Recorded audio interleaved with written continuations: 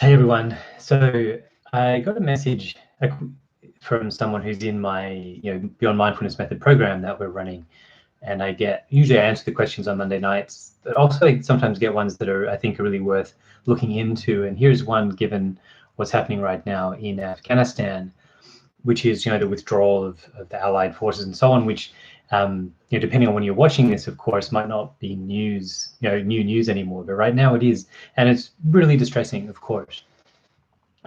So the question about, is it okay to have a cry about it? The short answer is yeah, of course. It's never not okay to get emotional. Where, in particular, when it's in relation to, or when it's in, how to say, it's balanced, so to speak, which is to say it's the appropriate emotion at the appropriate intensity at the appropriate time. It makes sense, and it's pretty hard to watch that what's going on there right now. Say those shots from the airport and around Kabul, and not be upset. So yeah, of course, it's okay to be upset. It's okay to be really upset when it's such an intense situation.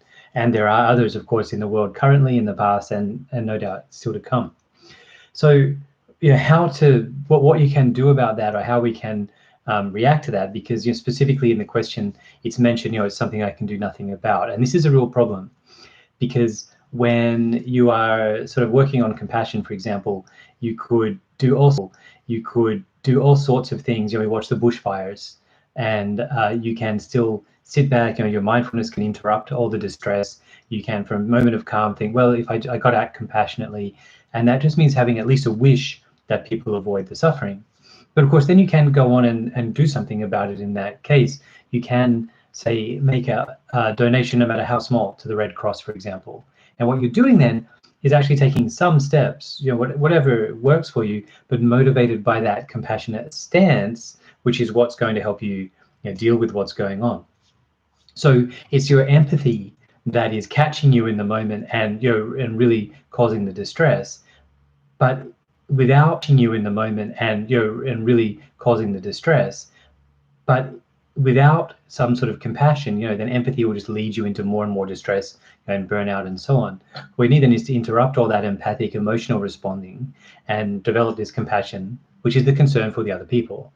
So yeah, I don't have much suggestions about it being, say, something that you're going to, because you feel hopeless about it or helpless to help. So perhaps, I could only suggest or think, because how I feel, perhaps there are organizations helping refugees from that part of the world and other parts of the world. Here in Australia, there are some in your local area for sure, and that they need resources, they need help, they need something. So some show of support, no matter how small, is something that, at least if it's motivated by your compassion, you will start to claw back a sense of efficacy, of agency, of being able to do something, even though, of course, it isn't going to help necessarily the people who are in the midst of it right now. Then, of course, you're in there. There are all other things. There are geopolitical reasons why this is happening, and that's to do with the governments that are in charge of various countries, including ours. So, of course, you have to think about that too, about who you might talk to about that. And again, there are agencies to go through who are lobbying the government. So why don't you look for them? And of course, when election time comes, then have a think about that.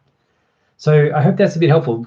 Basically, we'll talk about it more Monday night, of course. But basically, it is to react like that is okay. It's not that there's something wrong with being emotional in response to some kind of trigger. That's okay. What you want to do, though, is catch yourself when it's not helping. If your emotions aren't building collaboration with others, or at least helping you kind of make sense of what's happening, then yeah, they're probably at best neutral, but maybe even getting in the way. So then you do want to pull that back, and it's okay to be upset, but then to look into, how can I treat this into an opportunity to develop compassion? How can I do it for an opportunity to act compassionately? Not be mired down and drawn down, by empathy alone. So I hope that's helpful, and leave some comments, get in touch. Happy to talk about it more. Keep the questions coming.